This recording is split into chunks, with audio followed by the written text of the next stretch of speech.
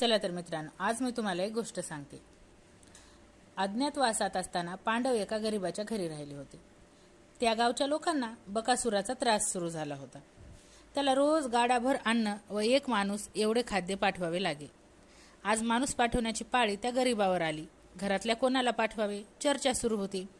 संकट मोठे होते, पण कुंतीने ठरविले त्या ब्राह्मणाच्या मुलाऐवजी आपल्या भीमाला पाठवावे. पण पाहुण्यावर संकट ढकलणे म्हणजे महान पाप. पण कुंतीने त्यांची समजूत काढली. आपल्या मुलाला काहीही त्रास होणार नाही याची खात्री पटविली. अखेरीस भीमानेही शब्द खरे करून दाखवले. बकासुराचा वध करून गावावरचे संकट दूर केले. संकट काळी आपल्याला आश्रय देणाऱ्या त्या गरिबाच्या उपकाराचीही फेड केली.